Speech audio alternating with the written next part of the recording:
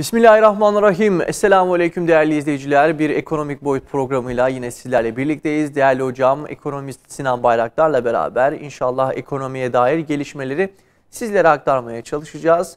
İlk bölümümüzde haftalık yorumlarını talep edeceğiz hocamızdan. Daha sonrasında savaş ekonomisi ve savaşın getirmiş olduğu ekonomik sorunlar, sıkıntılar ve bazen de krizden doğan ne derler ona? Güzellikler. Evet. Yani krizin yarattığı fırsatlar evet, diyebiliriz. Fırsatlar. Hemen sizlere dönelim hocam. Evet. Nasılsınız, iyisinizdir inşallah. Hamdolsun, şükürler olsun. Her zamanki gibi hamdolsun. Yani bulunduğumuz yerde şu anda bir şeyler karışık olmasına rağmen huzur içinde yaşıyoruz en azından. Savaşı görüyoruz. Savaşın insanlara yaptığı zulümü, insanlara yaptığı sıkıntıyı görüyoruz. Onu da konuşacağız. Ama haftalık yorumu yine en önemli tarafında tabii ki savaş oluşturuyor. Evet. Yani bildiğiniz sıcak savaş, insanların yerlerinin yurtlarından gitmesi ve dünya ekonomisinin bu savaş yüzünden alt üst olmasını görüyoruz. Hepimizin gördüğü olaylar burada. Bu hafta ki olayların en önemli tarafı merkez bankalarının hareketleri olacak. Bizim Merkez Bankası'nda faiz arttırım veyahut işte faiz politikasının belirlendiği gün Perşembe günü olacak. Fed'in faiz açıklaması gelebilir. Yani çok erkene çekilmiş olabilir. Bütün fiyatlamalar değişti tabii dünyada. Haftaya damgasını vuran tabii ki Türkiye'deki önemli olaylardan biri de kış şartlarının ağır gelmesi. Büyük kentlerde, Anadolu'da kış şartları yoğun gelmesi, ulaşımın aksaması. Bunların hepsi fiyatlamaları değiştiriyor. Tabii ki petrol fiyatlarının yukarı doğru gitmesi, nakil ücretlerini, nakil maliyetlerini, lojistik maliyetlerini etkiledi. Haftalık önemli olan değişimlerin içinde başlangıçta tabii ki bunlar var. Ancak bütün fiyatlamalar oynayınca yukarı doğru giden her türlü değer bize yol su elektrik olarak ama kötü maliyetlerle yansıyor. En önemli tarafı orası. Yani her haftayı bir farklı bir şekilde yorumlama imkanımız da çıkıyor. Her hafta değişen olaylar geliyor karşımıza. Örneğin bu hafta kış şartlarının yoğun gelmesi ve bu haftaya, önümüzdeki haftaya da bu enflasyonu dengeleyici tedbirlerin alınıp alınamayacağı konusunda ekonomik kurulların hareketleri devreye girecek. Geçenlerde bu enflasyonu yavaşlatıcı tedbirlerin devreye alınmasıyla, işte Fiyat İstikrar Komitesi'nin kurulunun devreye girmesiyle bir takım fiyatları yumuşattılar gibi göründü. Örneğin döviz kurlarındaki fiyatları. Fakat bu savaşın devreye girmesi bütün bu oluşumları bence yok etti, zedeledi. Hatta uygulanma alanı da ortadan kalktı. Ekonomik program açıkladılar. Çok işe yaramıyor şu anda. Hani bizim enflasyonumuz %50-55 civarında dönüyor. Küreselde de büyük bir enflasyon var. Onu da konuşacağız. Buradan hareket ettiğinizde bize etkileri neler olacak enerji fiyatlamalarıyla beraber? Yani yaşamda zorluklar zaten etrafınızda olan, yakın olanlar çok çabuk etkiliyordu. Artık küreseli konuştuğumuz zaman uzak da olsa herhangi bir savaşın dünyadaki finansal rakamları çok etkilediğini hepimiz görüyoruz. Evet. Çünkü iletişim çok kuvvetli, çok çabuk hareket ediyor. Piyasalar çok çabuk algılıyor, daha hızlı algılıyor. Çünkü iletişim boyutları internet nedeniyle çok farklılaştı. Bütün fiyatlamaları değiştirince size de çok çabuk etki ediyor. Bir anda etki ediyor. Yani şey gibi, sanki hani ona benzetirsek korona mikrobu gibi bir anda finansal mikrop da yayılıyor böyle. Hasta ediyor insanları. Yani. Haftaya her hafta bir olay damgasını vuruyor ama gerçekten de üzücü bir durum. Bu savaş bütün dengeleri bozuyor. Peki hocam. Savaştan bahsettiniz. Ukrayna-Rusya arasında var olan bir savaş devam etmekte hala. Bunun getirmiş olduğu krizler var. İşte petrolün yükselmesi gibi mevzular olsun. Gıda fiyatlarının artması gibi sıkıntılar olsun. Ülkemize yönelik döviz kurundaki de dalgalanmalara sebebiyet veren sıkıntılar olsun. Savaş ekonomisini konuşmak isteriz. Savaş ekonomisi nedir? Savaşın ekonomiye dair etkileri nelerdir? Nasıl bir süreç bekliyor bizi bu savaş içerisinde? Şimdi savaşın demin çok kısa olarak açıkladım. Bu bölüme bıraktım onu. Savaşın yan etkileri şöyle çok basit bir deyişle, bir atasözü gibi ön sözle açıklayayım. Sizin bir evcil hayvanınız var. Evden uzaklaşıyor. Uzak bir dağda vefat ediyor. Bulamıyorsunuz hayvanı. Evet. Fakat yani köyün biraz dışında vefat ediyor. Hayvanı bulamıyorsunuz ama sürekli bir koku geliyor. Hani orada ölüyor ama kokusu bu tarafa doğru geliyor. Siz ona gömüp tedavi etmezseniz kokusu gelir. Sizi rahatsız eder. Şimdi savaşa baktığınız zaman demin söylediğim gibi çok kuvvetli iletişim hatlarının çok kuvvetli olması, çok çabuk yayılması, anında haber alınması hemen etraftaki bütün olayları bir anda etkiliyor. Şimdi biz coğrafi olarak baktığımızda, coğrafyamıza baktığımız zaman çok dibimizde yakın komşuluk ilişkilerini politik olarak da ilişkilerimizi sürdürdüğümüz iki tane ülkenin birbiriyle savaşması var. Evet. Önce soğuk başladı, sonra sıcak başladı. Şimdi tabii ekonomik olarak baktığınızda Rusya'nın bizimle olan ticari çalışmalarında bugüne kadar ilerlediğimiz boyutlarda, hatta bir uçak krizi hatırlıyorsunuz, politik olarak doğuda bir yanlışlıkla vurulması veya işte bilinçli vurulması nedeniyle Rusya ile bir o krizi yaşadığımızda ticaretimizde nasıl olumsuz denge vurduğunu hepimiz gördük. Evet. Turizm kesildi, domates ihracatımız, yaş meyve sebze ihracatımız, tavuk ihracatımız hepsi kesildi. Şimdi çok yakın komşunuzda böyle iki kavga olduğu zaman tabii ki oradan sıçrayan sonuçlar da bu tarafa doğru gelir. Bir tanesi şu anda ekonomik olarak rahatsızlık yaratan doğalgaz sorunu ki biz yaşamıyoruz. Avrupa ülkeleri yaşamaya başladılar küçük küçük. Daha tam anlamıyla hissettirmiyor Rusya onu. İkincisi bunların ulusal piyasalarda, uluslararası piyasalarda, ulusal ve uluslararası piyasalarda bir anda denge unsurlarının alt üst etmesiyle kaynaklanıyor. Evet. Savaş ekonomisi o. Siz hazırlıklı mısınız? Tartışılır. Yani dünya hazırlıklı mı? Tartışılır. Şimdi sizin rezervlerinizin çok kuvvetli olması lazım böyle bir duruma girdiğinizde, savaş ekonomisinde. Yani finansal rezervleriniz. Türkiye rezerv konusunda sıkıntılı bir ülke. Ve ticaret yapamadığınız zaman, o ticaret yaptığınız kanallar tıkandığı zaman sizin o kanalınız kesilir. Bir tanesi bizimki turizm. Turizm kanalımız kesiliyor Rusya ile Ukrayna ile ki oradan turist alıyoruz. Bizim toplam ihracatımızın 35-40 milyar dolarlık bölümü de buraya. Ve buradan ithalat da yapıyoruz. Ne ithal ediyoruz? Tarım ithal ediyoruz. Biz yaş meyve sebze gönderiyoruz, hububat alıyoruz. Arpa, buğday, yulaf gibi ürünleri alıyoruz. Ya. Şimdi yağ var. Tabii yani en büyük sorunların başına geldi. Geçen hafta da konuştuk onu. Yağ gemileri limanlarda bekliyor. Sayın Cumhurbaşkanı devreye girdi. Serbest bırakılması konusunda. Aldılar bir takım gemiler, geldi. Şimdi biz neden ayçiçeği ekmedik? Ayçiçeğini niye yetiştirmedik? Tarım politikası. Yani gıda fiyatlamalarında neden bu noktadayız? Niye üretmiyoruz? Neden yapmadık? Onlar ayrı sorunlar. Onları da zaman zaman konuşuyoruz burada. Şimdi savaş ekonomisine baktığınız zaman bir takım kaynaklar kısıtlanır. Evet. Size akması gerekenler akmaz. Eğer bu çok yakın ilişkide olduğunuz ticari anlamda ilişkileriniz oluyorsa bu ülkelerle zaten o kaynaklar tıkandığı anda sizin bütün yapısal değerleriniz bozulur. Örneğin beslenme noktasında su içemiyorsunuz. Protein alamıyorsunuz, vitamin alamıyorsunuz, hasta oluyorsunuz. Ona benzeyen bir şey. Yani insan anatomisiyle neredeyse aynı olan bir olay. Şimdi Rusya ile bizim buğday alışverişimiz var. Ukrayna ile buğday alışverişimiz var. Savunma sanayi işbirliklerimiz var. Bizim özellikle savaş ekonomisinde. Biz oralara İHA'lar gönderiyoruz. Rusya ile ticari ilişkilerimiz çok yoğun boyutta. Hatta bir bölümünde rubleyle yapıyoruz Rusya'nın. Evet. Merkez Bankası swap anlaşmalarıyla yaptığımız Rusya ile Trump'a ticaretlerimiz de var. Şimdi bu kadar güçlü olan bir ticari ilişkilerimizde bunların iki kişinin kavga etmesi bizi doğal olarak etkiliyor.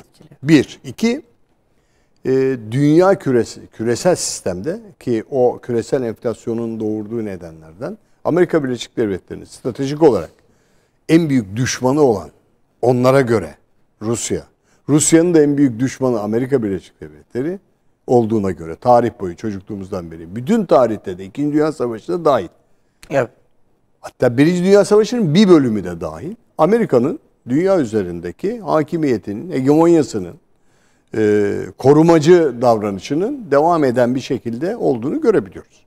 Şimdi buradan siyasi kriterler zaman zaman burada da farklı kanallarda da farklı programlarda da söyleniyor, görüşülüyor. Amerika Birleşik Devletleri'nin bu savaşı çıkarmasının, ben çıkarmasının diyorum çünkü müsebbiplerinin başında Evet. Amerika yatar. Yani İngilizler yatar, Avrupa Birliği yatar. Belki Ukrayna'ya silah vermek suretiyle. Gerekçeleri de şu olmuştur her zaman. O ekonomiyi bozan değerleri çok kısa seyircilerimize anlatayım. Benim duvarımın dibine kötü çöpler atıyorsun. Ben kokudan rahatsız oluyorum. Bunları buraya getirme diyen bir Rusya yıllardır, 30 senedir, 25-30 senedir. Bunları buraya getirirseniz ben bu getirmenizi karşılamıyorum. Benim sınırlarım tehdit unsuru haline geliyor. Ukrayna'ya söylüyor. Bunları yapma. Avrupa Birliği de, Amerika'da Ukrayna'yı hem yönetimsel hem sistemsel olarak besliyor alttan ki biraz daha yanaşalım biz Rusya'ya. Tehdit unsuru kalksın. Biz onları denetleyelim, radarlarımızı getirelim. Birinci Rusya bunu kabul etmeyince böyle bir sıcak savaşa girdi. Girdi de bir sürü şey alt üst oldu. Değerlerimiz bozuldu. Kurlarımız oynadı. En basitinden hayatımızın önemli bir ikame unsuru olan yakıt giderlerimiz artmaya başladı. Evet. Petrol 140 dolarlara tırmandı. Bugünlerde biraz aşağıya geliyor. İşte benzinleri, dizeli 20-21 liraya Türkiye'de aldığınız bir hale geldi. Dünyada da böyle. Dünyada da biraz sonra küreselde konuşurken ikinci bölümde onu da konuşacağım. Orada da dünyada da fiyatlamalar değişti. Şimdi bu noktadan baktığınız zaman savaş ekonomisi her şeyiyle bizi etkiliyor. Bütün bu saydıklarımla gıda fiyatlarını da etkiliyor. Buğdayın tonu 345-350 dolarlara çıkınca, geçen hafta hesabını yapmıştık. Kilosu borsada, yani emtia borsasında 5-6 lira olduğu zaman içeriye fiyat olarak yansıdığı zaman kilosu çok artan, ekmeğe yansıyan bir değer oluyor. Evet. Savaş ekonomisi bu. Bir takım değerleri kısıyorsunuz. Hatta vanayı kapatıyorsunuz. Kısıtlama yapıyorsunuz. Bakın Ukrayna'yı görüyorsunuz. Gıda bulamıyorlar. Yiyeceğe ulaşamıyorlar. Evlerinden, yurtlarından çıkıyorlar, gidiyorlar. Çok hiç hoş bir şey değil. Biz zaman zaman bunları Güneydoğu'daki olaylarda yaşadık. İnsanlar evlerini terk etmek zorunda kaldılar. Bu da bir savaş ekonomisidir. Baktığınız zaman olayların ana renginde savaşın bütün ana değerlerini bozduğunu görürsünüz. Ancak bu bazılarına da fırsat olur. Savaş ekonomisinde. Enteresandır. Stokçuluk artar. Mal rafın altına iner, fiyatlar artar. Evet. Arz talep dengesi değişince ne olur? Fiyatlar yukarı gider. Örneğin ayçiçeğinde yaşadığımız fiyat artışı gibi. Ne oldu? Ayçiçeğe gelmeyecek dediler. Nisan'dan sonra zorlayacak işler dediler. Nisan ayı bizim Ramazan ayı, beslenme ayımız. Müslümanların en çok gıdayı tükettiği ve arzu ettiği bir ay. Orada fiyatlamalar yukarı doğru gitmeye başladı. Şimdi bir kere gıda fiyatlarınız etkilendi mi? Etkilendi. Bir krize doğru gidiyor mu? Gidiyor. Şimdi savaş ekonomisinde önemli olan kendi stoklarınızı çevirebilmeniz. Evet. İki tür stok var. Bir finansal stoğunuz, bir de yaşamsal stoğunuz. Bunları doğru çevirebildiğiniz anda bir şeyi kontrol edersiniz. İkinci Dünya Savaşı'nı inceleyin. İnternete baktığınız zaman görürsünüz. İnsanların bir şeylere ulaşabilmesi için hangi maliyetlerini göz ardı edemediklerini görürsünüz. Bir tane altının çok önemli değer ifade ettiğini, paraların bir değer ifade etmediğini, bir metalin, bir altın, gümüş metalinin ekmek alabildiğini İkinci Dünya Savaşı'nda gördü insanlar. Bugün altın fiyatlamaları buraya doğru gidiyor. İnsanlığın yapısında var o savaş ekonomisinde. Evet. Der ki ben kenarda bir diş altınım dursun benim. Evet. Kenarda bir küçük altınım ekmek aldırır. Çocuklarıma ekmek bulurum, aç kalmam. Veyahut silah alırım onunla. Tabancayla kendimi korurum gibi. Tüfekle kendimi korurum gibi. Savaş ekonomisi bu. Çok tehlikeli bir ekonomik sistemdir. Bütün sistemleri alt üst ediyor. Düne göre farklılığı şu. Yani 1974'te biz Kıbrıs Savaşı yaptık. Kıbrıs'a çıktığımız zaman savaş ekonomisine girdi Türkiye ve ambargo yedik biz. Neler olduğunu benim yaşımdakiler çok iyi bilir. Ben delikanlıydım o yaşta. Hatta çalışma yaşamı içindeydim. Neler olduğunu herkes biliyor. Neleri bulamadığımızı biliyor. Nelerin kuyrukta geçtiğini biliyor savaş ekonomisi olarak. Hangi maddelerin stoğa indiğini, kara borsacılığın nasıl hortladığını herkes biliyor. Hatta Amerika Birleşik Devletleri savunma ambargosu koyuyorum, savunma ürünlerinde ambargo koyuyorum dediği zaman bizim ambargolar tümüne yansıdı. Evet. Pirinç bulamadık, gaz bulamadık, o günkü yakıtlarla Kömür zaten bulamadık, yakıt bulamadık, hiçbir şey bulamadık. Pirinç, bilmem ne, hiçbir şey yok. Kuyruklarda geçti hayatımız uzun süre. 5 sene ve sonra da Türkiye'nin siyasi rejiminin değişmesine kadar gitti. Sokağa yansıdı. Açtık. Yani aç kalmadık ama yoksun kaldık. Yoksunluk sendromu başladı. Evet. İnsanlar bir şeye ulaşmak için ne yaptılar? İşte savaşın getirdiği sistemler bunlar. Biz çok küçük bir savaş yaşadık. Çok kısa sürdü Kıbrıs Savaşı. Ama sonuçları bize 5 yıl yansıdı. Siyasi sonuçlarıyla, ambargo sonuçları yansıdı. Bugün doğal olarak oradaki bir ateşin bize sıçraması, Allah korusun, çok tehlikeli. Biz girmedik. Çok güzel bir dış politika izliyor Türkiye Cumhuriyeti. Hatta geçen hafta Antalya'da politik bir forum düzenlendi. Orada da bütün dünya liderleri, ki bugünlerde dün de işte Almanya Başbakanı buraya geliyor. Yeni görüşmeler. Türkiye'nin politik olarak çizgisi şu anda iyi. Savaş ekonomisinden etkilendik mi? Evet. Evet. Nerede etkilendik? Tabii doğal olarak da öncelikle en büyük değer dünyadaki oynayan petrol fiyatları. Ben de bunu soracaktım hocam. Savaş varken petrol fiyatlarında bir yükseliş söz konusu. Savaşla petrolün bağlantısı nedir? Daha sonra ben bir tane daha soru sormak isterdim de, bu ABD Rusya'ya karşı ithalatı yasakladı tek taraflı olarak. ABD yasaklasa da yasaklamasa da sonuçta kendisine yönelik bir ambargo da uygulamış oluyor. Hani ithal ürünleri almadığı için döviz kurlarında neden bu kadar yükselme söz konusu oluyor? Bunu da öğrenmek isterdim. Şimdi fakat döviz kurlarıyla ilgili yükselme tabii ayrı bir olay o. Petrol yükselmesi de ayrı bir olay. Petrol fiyatlamaları savaş zamanlarında petrol stoklarının kullanılmasıyla çok alakalı. Mesela Amerika Birleşik Devletleri savaşın çıktığı ilk günlerde şunu söylüyor. 60 milyon varillik ulusal rezervi devreye soktuk diyor. Evet. Şimdi bu ne demektir? Benim rezervlerim var. Ben petrol almayacağım Rusya'da. Çünkü petrol üretici en büyük ülkelerin başına Rusya geliyor. Dünya petrol. OPEC'in en büyük petrol fiyatlamalarını etkileyen ülkelerin başına geliyor. Suudi Arabistan, Amerika Birleşik Devletleri petrol üretici ve Rusya en büyük üretici. Şimdi yıllardır kavgalı olduğu ve rejimini benimsemediği Venezuela'ya gitti, yanaştı. Maduro ile geçen Amerika görüşme yaptı. Petrol alacak. Ve peşinden de Maduro ile tahmin ediyorum petrol alımında bir anlaşmaya vardılar. Venezuela da iyi bir petrol üreticisi. Amerika da çok tüketen bir ülke. Araç sayısı fazla. Ve petrole dayalı ekonomisi de çok yüksek Amerika'nın. Rusya'dan petrol ithal ediyor. Çünkü ihtiyaçlar renge ve şekle bakmaz. Evet. İran'ı yasakladınız. İran'dan almıyorsunuz petrol üretici ülkelerden. Suudi Arabistan'la ilişkileriniz var. Oradan alıyorsunuz. Ama en büyük alımı yaptınız Rusya. Rusya'dan petrol almayacağım dedi. Bunlar zaten kademe kademe gelince arz talep dengesi iktisatın devreye girdi. Evet. Petrol fiyatları yukarı doğru fırlamaya başladı. 60-70 dolarlardan 140 dolara çıktığı zaman petrol fiyatlamaları bugün size kötü bir rakam olarak döner. Döndü de. İşte benzini, mazotu 20 liraya, 21 liraya satan bir ülke haline geldi. Evet. Petrolü dayalı üretimden dolayı maliyetleriniz de artar. Buna bir de uluslararası finans piyasalarında kur etkisi de yansıyınca daha yüksek maliyetlerle karşılaşırsınız. Onlar ne? Satın alma maliyetleri. Üfenin yukarı doğru gitmesi. Üretici fiyat enflasyonunu. Petrol bugün hayatımızın yine vazgeçilmez unsurlarından biri. Yani ikame alternatif enerjiler çıksa da petrol 100-150 yılda dünyanın önemli bir enerjisi olarak devam edecek. Evet. Ki petrolün ömrünü tükettiğini söylüyorlar. Ona rağmen işte güneş enerjisi, rüzgar enerjisi, nükleer enerji gibi enerji formülasyonları devreye giriyor. Ama Amerika'nın bu hareketleri, Amerika Birleşik Devletleri'nin bütün fiyat sistemlerini alt üst ediyor.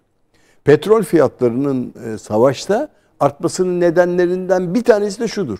Petrole ihtiyaç var. Petrolle çalışan tanklar, evet, uçaklar, diğer bütün bu lojistik imkanları petrole dayalı olduğu için oradaki harcamaları da unsur olarak önünüze getiriyorlar. Ve dolayısıyla petrol savaşta en yüksek değer ifade eden bir yakıt türü olarak karşınıza geliyor. Evet. 70'li yıllarda, 80'li yıllarda bazı savaşlarda, küçük küçük savaşlarda bile fiyatları oynayan bir şeydir. Şimdi bu şeyle alakalıdır. Üretimle, üretimin devreye alınmasıyla çok alakalı bir olay. Şimdi petrol üretici OPEC ülkeleri fiyatlamayı kontrol edebilmek için petrol üretimini zaman zaman kısar, zaman zaman serbest bırakırlar. Yani kıstıkları zaman petrol tüketiminde talep olduğunda o petrol tüketimindeki talep fiyatı yukarı doğru çıkar. Uzun yıllardır petrol fiyatları çok aşırı hareketlenmeden 25-30 dolar seviyelerinde doğru sürerken 40 dolarlara doğru tırmandı. Ama savaşla beraber bir anda 140 dolarları bulduk. Bir anda Brent petrol, esas olan o Amerika'nın Brent petrolleri ölçüsü vardır, ons fiyatı gibi. Buradan hareket eden bir fiyatlamayla yukarı doğru gidiyor. Ha, bizim hayatımızı nasıl etkiliyor? Oldukça yüksek. İşte bayağı bir yükseldi. Çok yükseliyor. Yani bugün lojistik maliyeti kilo başına 1 liraya düşen bir ilave maliyet gelmeye başladı. Evet. Yaş meyve sebzede artı diğer şeylerde. Geçen de konuşmuştuk. Türkiye ticaretinin döndüğü ana alanlara nakliyeyi kamyonla yapar. Tırlarla yapar, karayoluyla yapar. Karayoluyla kullandığınız aletlerin %99'u neredeyse petrolle çalışır. Elektrikle çalışan çok azdır. Daha onun devreye girmedi. Evet. Ve trenle çalışan da çok azdır. Trenin de bir bölümü dizelle çalışıyor, elektrikle çalışıyor.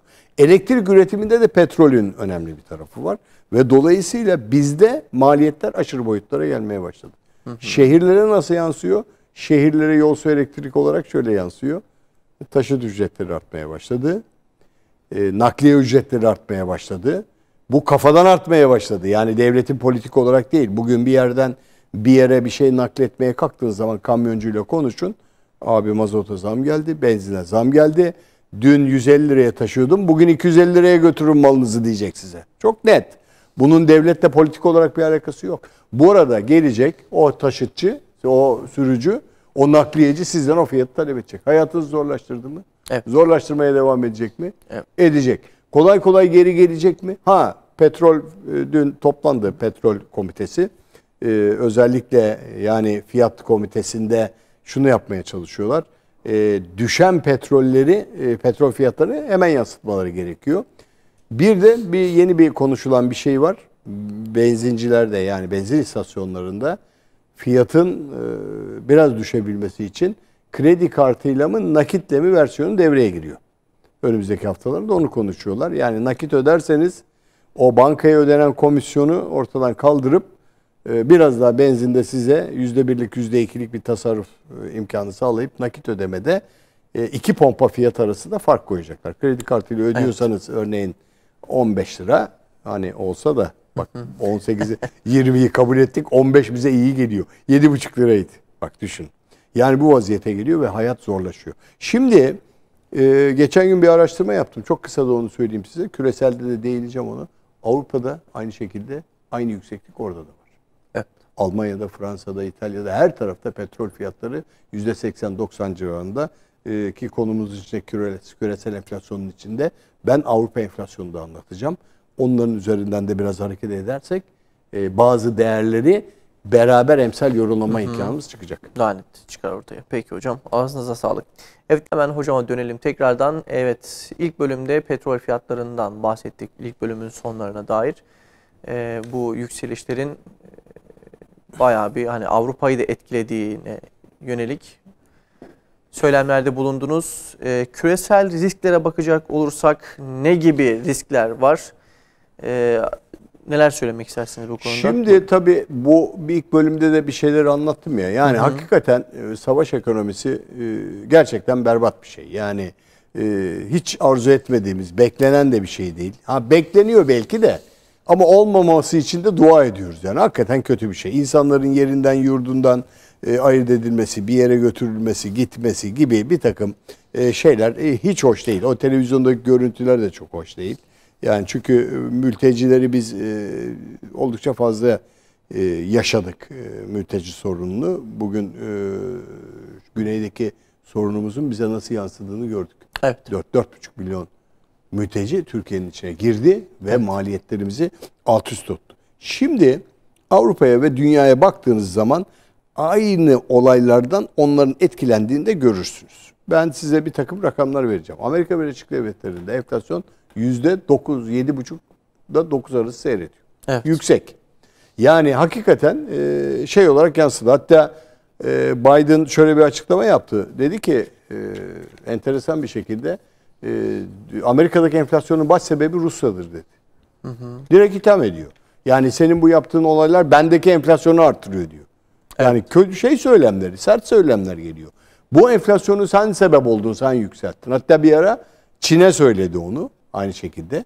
Çin'le öyle bir dalaşması var. Ticari hala bir sorun olarak sürüyor. Amerika küresel dolarizasyon hegemonyasından vazgeçmek istemiyor. Şimdi ne yaptı Avrupa'da?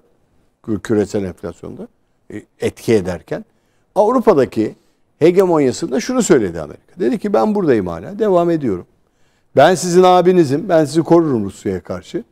Siz o NATO'nun içinde ben de varım. Bak buradayım. Siz doğalgaz almayın. Almanya sen çok güçleniyorsun, sen çok güçlenme. Çünkü Almanya doğalgazı aldığı zaman çok güçlenecek. Ucuz da alacak Rusya'dan. Evet. Senin ekonomin çok güçlenmesin, kafa tutuyorsun bana, ben sevmiyorum. Bu. İşin aslı bu. Yani politikacıların ve politik şeylerin yorumlaması burada. Şimdi bakın dünyaya, enflasyon var. Avrupa Birliği'nde de enflasyon var. Örnek vereceğim size. Son 3 aydaki Almanya'daki dizel fiyat artışı şöyle. 1.60'dan 2.40'a çıkmış. Euro. Evet. Euro yani 1.60 euroya satın alırken Alman, oradaki yaşayan insanlar 2.40'a bugün satın alıyor. Benzinde 3 aydaki gelişme şöyle. 1.60'dan 2.20'ye çıkmış euro olarak. Şimdi çok alışık değiller buna. Çok da sevmezler. Avrupalı enflasyonu sevmez. Korkar, ürker. Çünkü fiyat artışları onları rahatsız eder. Onların yıllardır 2.000-3.000 euro aldığı bir şey var. Yani orada yarım kilo salataya 3 euro para veriyorsa çok yüksek para veriyor. 3 euro şu anda yarım kilo salata. Bir tane limona 0.80 veriyor. Yüksek para bunlar. Yani Avrupalı için de yüksek. Bakın enflasyon onları çok etkilemeye başladı. Rakamları vereceğim size. Buradan gönderilen domatesin kilosu 4 euro. 4 lira para veriyor. 4 birim veriyor. Evet. Yüksek. Bunları öderken ne alıyor onlar? 1300-1500 arasında bir asgari ücret alıyor euro olarak. Giderleri 600-700, Almanya için söylüyorum. 650-700 dolar civarında kira gideri. Euro civarında kira gideri var. Bunun 700-800 euro da genel giderleri var. Bakın. Bugün Avrupalı araba kullanmaktan imtina etmeye başladı. Korkuyor. Çok yüksek para ödüyor. Çünkü elektrik fiyatları da yukarı doğru gitti. 23 öderken 32 ödemeye başladı kilowatt başına. Ve dolayısıyla onlar da çok ciddi bu enflasyondan rahatsızlar. Sebebi sadece savaş mıydı? Pandemiden kaynaklanan da bir sürü sorunlar geldi. Ekonomileri bizden güçlü. Ben Almanya ile Türkiye'yi kıyaslamıyorum. Bakın biz enflasyona alışık bir toplumuz. Hep söylüyorum. Biz enflasyonla yaşarız. Hani bazen takılıyorum 22 tansiyonla ölmüyoruz biz. Evet. Halbuki öldürür adamı 22 tansiyon. Biz alışığız. Biz bir takım formülasyonlarla geçiyoruz ama Türkiye'de de hayat çok kötü. Çok ağır şartlarda. Evet. Gerçekten çok ağır şartlarda gidiyor. Yani bugün politik olarak baktığın zaman politikacıyı en çok zorlayan unsurların başında bu geliyor. Ekonomi geliyor. Almanya'daki Enerji ve Sular İdaresi'nin geçenlerde bir açıklaması var. Diyor ki 2022 yılında gaz artışı %83. Gaz fiyat artışı. Doğalgaz. %83 doğalgazı pahalı alıyor. Yani ve dolayısıyla Avrupa'da çok yüksek maliyetler yaşamaya başladı küreselde. Şimdi küresel sistemin bizi zedelediği ve dünyayı zedelediği sistem bu. Evet. Şimdi biz buradan baktığımız zaman küreselde bu kadar etkisi bize yansıyor mu? Tabii ki. Bir, biz ihracat yapıyoruz. Nereye yapıyoruz? Avrupa Birliği'ne. Avrupa Birliği'ne 100 milyar dolara yakın ihracatımız var. 140 milyar dolarlık büyük bölümün ihracatı Avrupa Birliği. Rusya ve Avrupa Birliği. Diğer ülkeler kıvır zıvır dönüyor. 1-2 milyar dolar oralara dönüyoruz. Ama ana gövde Avrupa Birliği. Avrupa Birliği'ndeki bu yüksek enflasyon nedeniyle satın almalar savaş nedeniyle durursa ki duruyor, yavaşlıyor, temkinleniyor, kabuğuna çekiliyorlar. Biz ihracat yapamayız. Mal satamayız. Almazlar. Mal talep etmezler. Enteresan tarafı. Gıda dışı ürünlerde. Giymez, arabaya binmez, efendim tüketmez bizim gönderdiğimizde ve kendi kabuğuna çekilir. Avrupalı korkar. Ödü kopar. İkinci Dünya Savaşı'nda yaşadıkları da var. Atalarından gelen bilgileri de var onların. Bunlar korkarlar. Bunlar çekinirler. Ülkeleri güçlü olmasına rağmen psikolojik şeyleri vardır. Bakın biz öyle değiliz. Biz zorlukların ülkesiyiz. Onlara göre rahatız. Hayır, alakası yok. Onlardan beteriz. Yani geçim şartlarımız çok zorlaştı. %50 asgari ücrete zam yaptık. Hiçbir şey yaramadı. Gitti. Emekliye zam yaptık. Hiçbir şey yaramadı. Pandemi geldi. Peşine savaş geldi. Tam hükümet işte yeni bir ekonomik program devreye sokuyorum derken her şey alt üst. Şimdi buradan baktığınız zaman küresel sistemin etkilerinde sevgili Ahmet, bize jeopolitik risklerin faturası geldi. Tamam, bize de geldi. Türkiye ekonomisi bu dönemi şöyle geçmeye çalışmıştı. Lirayı ve cari dengeyi ölçeklendiren bir politika ile girdik biz. Yani liralaşma dedikleri, hani geçenlerde konuşmuştuk onu.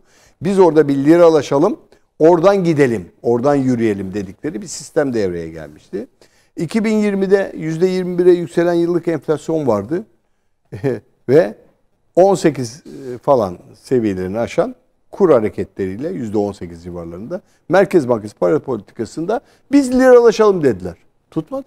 Evet. Yani biz 18 liradan dolar alırken evet bir şeyler yaptık, 14 liralara indirdik, bir takım baskılama yaptık, kura dayalı vadeli mevduat yaptık, bir şeyler yaptık yani kur korumalı.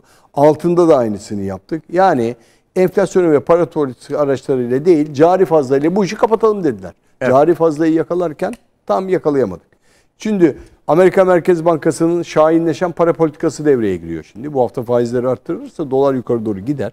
Altın fiyatları zaten 2000 onsu 2000 doları geçti geçenlerde. Evet. 1990 civarlarında bugünlerde seyrediyor. Artan küresel enflasyonist ortam ve sonrasında bu jeopolitik riskler bize doların güvenli liman olarak güçlenmesini getirecek önümüzdeki dönemde. Yani dolar fiyatlamalarında yukarıya. Hem de enerji arzındaki bu daralma, petrolden anlattığımız olaylar bütün sistemsel değerleri bozacak. Türkiye 2022'de rekor enerji ithalatına girebilir bu küresel bozukluktan kaynaklanan. Kasım ayından itibaren Avrupa'da işlem gören doğalgaz fiyatları %170 arttı. Demin söylediğim gibi Almanya örneğini verdim. Brent petrol %70 yükseldi. Şimdi ne yapacaksınız? Türkiye'nin Şubat ayında verdiği 8.1 milyar dolarlık cari açığın tamamı yine Şubat'ta enerji ödemelerine gitti. Yani bunun aynı şekilde düşündüğünüz zaman rekora giden enerji fiyatlarının cari fazlayla önündeki en büyük engel olduğunu görürsünüz. Ben hep söylerim. Cari açığın önemli bir bölümü enerji. Enerji parası ödüyoruz biz. Evet. Yani toplam bizim cari açığımıza baktığınız zaman 25-30 milyar dolarına dönüyoruz. Büyük bölümü, %80'lik bölümü enerji.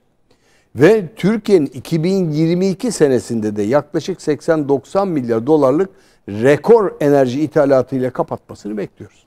Şimdi yüksek bir rakam. Biz çok para ödüyoruz enerjiye. Elektrik fiyatları tartışılıyor. Hani çok para veriyoruz diye. Hükümet gene girdi devreye, devlet bir takım sübvansiyonel değerler koydu halka yansıtmamak için. Ama mümkün değil. Yani bir yere kadar tutabilirsiniz. Bir yere kadar tutarsınız. Yani özellikle liralaşma stratejisi tutmuyor şu anda savaş ekonomisi nedeniyle. Ve küresel enflasyon bütün dünyayı etkiliyor. Evet. Fiyatlar. Maalesef. Bizim satın aldığımız, ithal etmek zorunda kaldığımız enerjiyi söyledim. Diğer ara malları da ithal edeceksiniz. Onların fiyatı da yükseliyor. Döviz bazında yükseliyor. Kurdan zaten içerideyiz. Bir de o diyor ki bende maliyetler arttı diyor. Örneğin bir ne ithal ediyorsunuz? Gıda kimyevi madde alıyorsunuz. Gıda alıyorsunuz. Farklı şeyler alıyorsunuz. Örneğin yapamadığınız, üretemediğiniz yüksek teknoloji ürünlerini o ülkelerden satın alıyorsunuz. İthal ediyorsunuz. Adam diyor ki dün sana verdiğim 2.20'lik şey vardı ya, euroluk. Üzgünüm diyor. 2,5 euroya çıktı diyor. 0,30 sent üzerine koyuyor fiyatı. Zaten sen kurdan içeri girmişsin. Bir de o 0,30-0,40 enflasyonist etkiyle senin fiyatlar yukarı doğru gidiyor. Ve bizde hayat giderek de pahalı. Evet. Maalesef ki küresel sistemin bu. Yani dünyada da hocam enerjide bu kadar artan bir fiyatlandırmalar var. Enerjide artan bir fiyatlar varken, enflasyon varken, gıda fiyatlarının da artmaması imkansız. Mümkün değil. Gıda fiyatlarındaki son durum nedir? Gıda fiyatları nereye doğru gidecek? Türkiye zaten biraz önce söylediğiniz gibi döviz kuru bir yandan, enflasyon bir yandan, dünyadaki savaşlar bir yandan en çok etkilenen ülkelerin başında biz geliyoruz.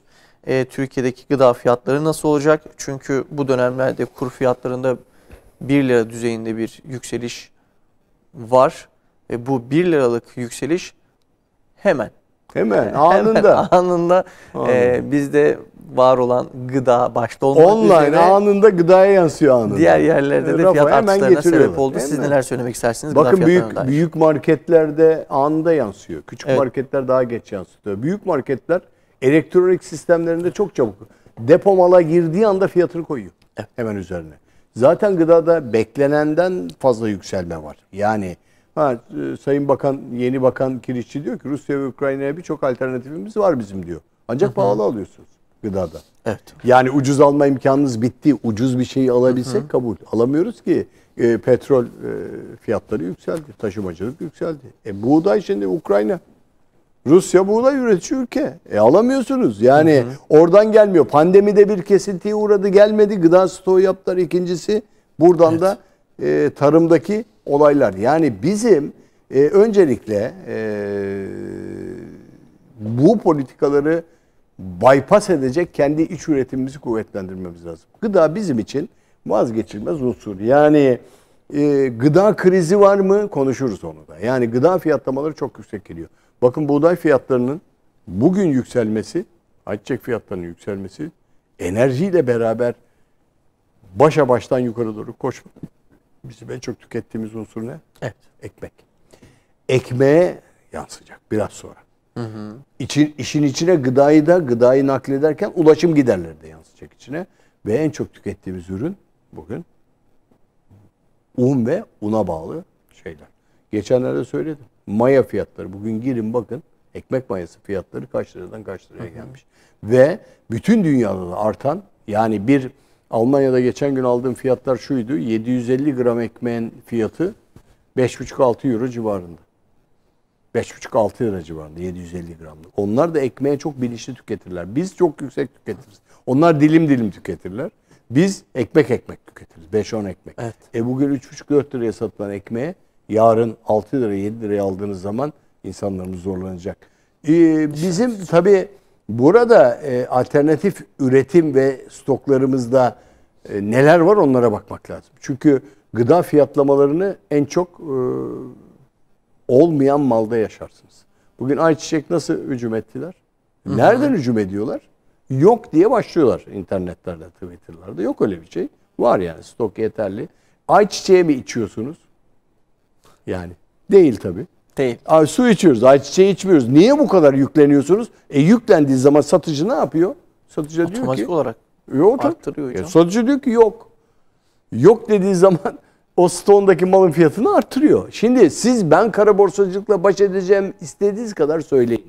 Orta çap marketlerde bunların fiyatı yükselir. Abi diyor zam geldi. Evet. Şimdi sizin alma güdünüz ısrar ederse ya kaç liraysa vereceğim dediğiniz anda o da 3-5 lira üzerine koyup da, ki 3-5 liradan fazla koyuyor, fiyatı sunuyor. Abi bundan 5 teneke alayım dediğiniz zaman o 5 tenekenin fiyatını bir güzel para kazanıyor. Hani dedik ya, birilerinin sıkıntısı birilerine alternatif yaratır mı? Türkiye her konuda önümüzdeki dönemde alternatif ülkelerden biri olacak. Yani bunu ben söylüyorum. Yani Türkiye gelişim açısından baktığınız zaman bugün dünya politik sistemi içinde belki de en şanslı ülkelerden biri olabilecek, Çin'in pandemide düşmesinden sonra. Ama bunu iyi yönetmemiz gerekir. Şartımız o. Evet. Yani bunu iyi yönettiğiniz zaman gıda krizine. Mesela tarım politikasında işte kritik ürünlere transit ticaret yasağı koymaya başladılar. Yani ben göndermeyeceğim diyor Türk hükümeti. 7 ilçede ayçiçeği ekimine destek kararı çıktı. Yani sübvanse etmeye başladılar. Hatta boş duran tarımsal alanları değerlendirdiğinizde teşvik vermeye başladı devlet. Bunu engellemek için yapılıyor burası. Buğday artan stok ve hasat tahmin verileriyle bir takım düşüşünü sürdürdü. Şimdi bizde bu kışın verilerinin, kuraklık verilerinin iyi gelmesi buğdayda hasatı biraz arttıracak. Ekim alanlarının üzerine kar düştü, yağmur düştü. Biraz daha yüksek rekolteyle alabileceğiz. Ancak tarım alanlarınızı, geçenlerde tarım krizini konuşmuştuk ya, tarım fiyatlamalarını %30 azalttınız. %30 azalttığınız zaman %30-40 ithal etmek zorunda kalırsınız. Gönderen ülke sıkıntıdaysa fiyatlar yukarı doğru gidecek. Mecbur. Gıda krizinden de bahsedecek olursak hocam, evet, gıda fiyatamalarının yükselişine sebebiyet veren bir nedenlerden biri de gıda krizidir. Son dönemlerde. Ben aslında sormak istediğim soru da şu. Türkiye'nin neden gıda krizi yaşaması gibi bir problem var? Tarım ülkesi, yani tarım alanı bu kadar verimli topraklar olmasına rağmen neden böyle bir problem yaşıyoruz? Neden tarım alanlarında yani gıdada ithal etmek durumunda kalıyoruz? Oysa biz kendimiz üretip hem kendimize yetecek düzeyde üretebilecek hem de ihraç edebilecek kapasitede bir ülkeyiz. Siz neler söylemek istersiniz bu konuda? Yani benim gördüğüm iki nedeni var. Bir, Türkiye'nin uzun dönemde 25-30 senedir kentleşme sorunu var. Evet. Nüfus artışı var. Nüfus artışıyla gelen aşırı nüfus artışı var. Dünyada da bu var. 1960'larda 3-3,5 milyar olan insan bugün 7,5-8 milyara gitti. Türkiye'nin de aynı sorunu var. Türkiye'de kentleşme çok hızlı gitti. Yani köyden kente göç hızlı götürdü. İki, enflasyonist nedenler tarımdaki kazanç sistemlerini azalttı. Köylü mevcut tarlasından verim alamadı. Yani pahalı geldi, gübre pahalı geldi, ektiği tohum pahalı geldi ve kullandığı alet edevat pahalı geldi. İki, ekipmanın dışında destek unsuru tarım elemanı bulamadı. Evet. Bulamadığı zaman köydeki arkadaş çiftçi büyük tarım alanlarında ben niye tarım ekeyim, başka bir şey yapayım, niye tarım yapayım, başka bir şey yapayım diye fiyatlamalar nedeniyle, buna elektrik fiyatları da dahil, yakıt fiyatları devlet ne kadar sübvanse etse de tarımdan çıktı, çıkmaya çalıştı. Çünkü başka alanlara geçti. Kentleşmenin dışında da geçti. Yani köydeki çocuk ben tarımla uğraşmam, ben annemin babamın çektiği bu eziyeti çekmem dedi. Okumaya gitti, spora gitti, ne bileyim başka farklı alanlara gitti, kentlere göç etti, yurt dışına gitti. Örneğin tarımdaki işçi seviyesi azaldı. Evet. Ve tarımda nitelikli eleman azaldı. Benim gördüğüm sebeplerin başında o geliyor. Bir tarım bakanı değilim ama yani gördüğüm kişisel sebepler, okuduklarım da bunu getiriyor. Şimdi aşırı kentleşme bunu getirdi. İki, fiyatlamalar bunu getirdi. Şimdi devlet de bu tarım politikasını daha fazla destekleyecek vaziyete geç girdi. Bugünlerde giriyor. Gördük ki rengi değişik. Bugün hakikaten senin söylediğin gibi çok güzel bir örnek. Türkiye koca bir tarım ülkesi neden gıda krizinden bahsetsin? Rakamı söylüyorum. Kendi ürettiğini kendi yiyen bir toplum. Hatta ithal ediyor fazla. Biraz daha da fazla ithal ediyor. Etmemesi gerekiyor. Yani 20 milyon ton üretiyorsanız, 20 milyon ton tüketiyorsanız 25 milyon ton üreteceksiniz. 20 milyon tüketip 5 milyon silolarınızda duracak. Bu gibi ortamda. Türkiye bunu yapamadı. Yaş meyve sebzeyi ektiler. Evet, yaş meyve sebzede de aynı olay var. Şimdi siz İthal ettiğiniz gübreyi ithal ederseniz, tohumu ithal ederseniz, ekipmanı da ithal ederseniz, bunu ithal ettiğiniz kurda 14-15 liralara gelirse kimse tarım yapmaz. Evet. Yüksek maliyetler gelir. Bugün tarımın içine hayvancılık da gelir. Gıda krizi, hayvan besleyeceksiniz. Bugün köydeki ineğini, hayvanını, koyununu yüksek maliyetlerle besliyorsa, bundan aldığı verim yeterli değilse keser, et haline getirir. Verimden düşürür o hayvanı. Ve dolayısıyla işin içinde rakamsal boyutlar var. Enflasyonist boyutlar var. Fiyatlama boyutları var. Köylüye siz mümkün olduğu kadar sübvanse edecek değerlerle tarıma yönelik vereceksiniz. Bakın bugün Türkiye endüstrileşme, sanayileşme konusunda tarımı belki ikinci plana attı. Evet. Sanayileşmenin ihracat yapalım birinci plana çıkardı. Tarımı ihmal ettiği gibi görünüyor. Biz tarımı ihmal etmeden yukarı taşımamız lazım. Birçok alan ekilmeden duruyor. Şimdi devlet geçen gün açıkladı. Bu verimli alanları verimsiz halde tutmayacağız. Bunları ektiğiniz zaman de hektar başına şu kadar hibe kredisi vereceğiz.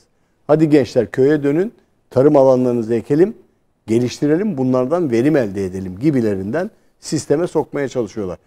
Gerçekten de Ahmet, senin söylediğin gibi gıda krizinden Türkiye'nin konuşmaması lazım. Evet. Bize yanlış olur. Yani bir yerde bir Türkiye gıda üreten toprağı olan, bunu üretmeyi de bilen bir ülke. Bakın gidin bir yerlerde, birçok ülkede bilmez adam, üretmeyi, dikmeyi bilmez. Hatta çok eski birkaç yıl, 80-90'lı yıllar Arjantin krizi yaşadığı zaman Arjantinlilere patates ekmeği öğrettiler. Bilmiyordu. Parklara, bahçelere patates ektiler. Öyle bir kriz çıktı ki, enflasyonist kriz, aç kalmaya başladılar. Kendi bahçemi ekeyim. Bugün Türkiye kendi bahçesinin etrafında bugün insanımız bir şeyler ekip gıda olarak kendine besin çıkarabilir bir seviyede bir halk yapımız var. Evet. Ha, bu değişti mi? Değişti sistemsel olarak. Ama bunu tekrar yukarıya taşıyacak olan devletin gıda krizini engelleyecek politikalarıdır. Evet. Pahalı gübre ithal etmeyeceksiniz. Yerli tohum yapacaksınız. Çok basit bildiklerimi söylüyorum. Ben bir tarımla ilgili ahkam kesemem. Yani affına sığınıyorum beni dinleyenlerin burada. Ama benim kişisel olarak gördüğüm noktada tarımı destekleyecek unsurları, tarımı öne alarak, tarımda eğitim yaparak, tarımda yerlileştirerek çok daha ileri gidersiniz. Her gübreyi siz 13-14 liralık kurla ithal ederseniz adam üretmez. Para kazanamaz. Benim geçmiş yıllarda Adıyaman'da yaşadığım çok çarpıcı 8-10 yıl oldu. Bir anekdot vardı. Karpuz ekiyor Adıyaman'da bir arkadaşımız. Ben tesadüf işte orada çay içmeye gittiğim zaman bir köyde. Dedi ki bak gölü görüyorsun dedi hocam dedi. Göl orada. Ben burada karpuz ektim dedi. Elektrik motoru çalıştırdım dedi. Ödediğim elektrik parası örneğin 500 lira falan dedi bana o zaman. Benim bu ektiğim karpuzdan kaldırdığım bedel 300 lira dedi. Ben öyle pahalı elektrik kullanıyorum ki dedi burada ödediğimde. Ben karpuz ekmekten vazgeçerim burada dedi. Adıyaman karpuzu biliyorsun, Diyarbakır, evet. Adıyaman karpuzu. Şimdi bu adamın elektriğini çok çok ucuza vermen gerekiyor veya sübvanse. Ha, devlet yetkilileri dinliyor. Diyorlar ki biz yapıyoruz gerekeni. Ha, gerekeni denetimsel yapıp da onun verimini alacak şekilde kontrol edebiliyorsanız tarımda iyi bir yerlere gider. Dünyada çok örnekleri var. Bugün Hollanda, Almanya, Fransa tarım politikasında neredeyse kendine yeten ülkeler sınıfına girdiler. Evet. Bakın sanayi toplumlarından bahsediyorum. Ve dolayısıyla biz bir şeyleri ucuzlatarak, maliyetlerini kontrol ederek onları daha değer üretecek hale getirdiğimizde o gıda krizinden bahsetmeyiz. Bunu çözecek çok elimizde argüman ve tedbir var. Temkin var, toprak var. O toprakları harekete gelecek unsurları devreye sokmamız lazım bana göre. İthal etmekle çözemezsiniz. Bakın bugün ithal ederek çözemeyeceğiz. Niye çözemeyeceğiz biliyor musunuz? İşte geldi kriz. Ukrayna ben sana ekemeyeceğim ki gönderemeyeceğim diyor. Benim köylüm kaçtı. Gitti diyor. Rusya'ya savaş var diyor. Çin zaten diyor ki evet ben de bana yeter diyor. Sen ne vereceğim diyor. Sen şimdi kendi kendine yetemezsen gıda krizini kapıda karşılarsın. Ve yarın öbür gün o ayçiçeği kuyruğu gibi, ayçiçeği yağı kuyruğu gibi ekmek buğday kuyruğu çıkar. Allah muhafaza etsin. Allah muhafaza. Birbirimizi yeriz biz. Bir de Allah bu konuda muhafaza. Da şeyimiz bozuk. Evet, yani biraz inşallah bunlar savaş güzel sonuçlar geliyor görüşmelerden. Umarım ki pozitif sonuçlar çıkacaktır. Kısa sürede inşallah durur. Ondan sonra da bu fiyatlar bir yerde dengeye oturur. Ama hayat zor. Kolay değil. Peki. Çok teşekkür ederiz hocam. Ağzınıza sağlık. Sağ olasınız. Evet değerli izleyiciler, Ekonomik Boyut programının sonuna geldik. Haftaya aynı saatte görüşmek dileğiyle. Hoşça kalın. Allah'a emanet olun.